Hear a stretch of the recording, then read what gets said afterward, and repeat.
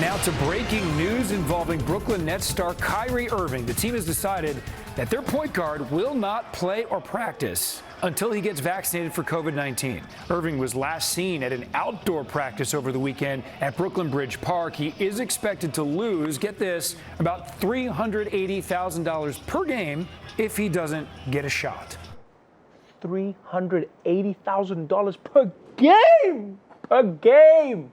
Yo, to put that in perspective, it would take Elon Musk 1.3 seconds to make that much money. I don't think that worked, actually. Yeah, I need to stop measuring things in Elon Musk. That really doesn't help. But I actually respect Kyrie for this, man. You know? Because that's how you know he's doing it on principles. Right? He's like, I'm willing to lose this money because this is what I believe. Because there are some anti-vaxxers out there who are just doing it out of spite. You know, they hate Fauci, they hate Biden.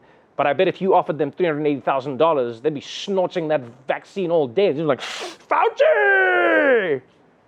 And it's funny how it seems like the Nets were quick to suspend him too.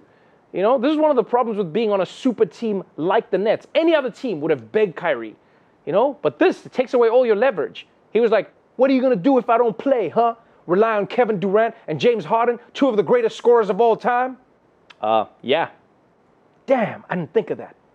Now, what's really crazy about this is that the vaccine hesitators are saying that there hasn't been enough time with the vaccines. That's why they don't want to get them. But it's already been so long that people who got vaccinated early are now getting booster shots. Yeah, unvaccinated people are getting lapped right now.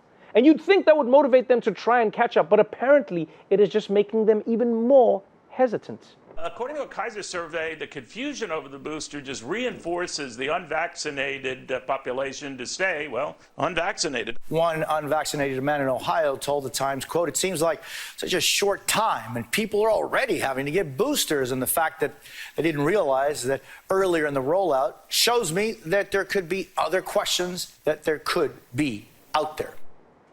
Okay. You know, if I'm going to be completely honest with you, I can see where many of these people are coming from. Right? Just think about it. You told me this was the greatest vaccine of all time, but now 10 months later, I've got to get a new one? I mean, we expect that from Apple, not medicine. At the same time, though, there's nothing unusual about needing a vaccine booster. And not just vaccines, everything on Earth needs a booster. It's not always a conspiracy theory. Nothing lasts forever. You know, sometimes I think these are the same people who would walk in on their family eating dinner and be like, hold up, hold up, hold up. Didn't y'all eat yesterday? I'm starting to think this whole food thing is a scam. And by the way, it's important to remember that vaccine hesitancy is only a problem in the rich countries that have the vaccine. Because right now, there's countries all over the world that can't afford it. And they're looking through the window at the buffet like, oh, could you please bring me out a French fry and a vaccine? In fact, some people have been saying that the pharmaceutical companies should share the vaccine formula with developing countries to allow them to produce it more cheaply. And today, one of those companies, Moderna, responded to that by saying, and I quote, hell no.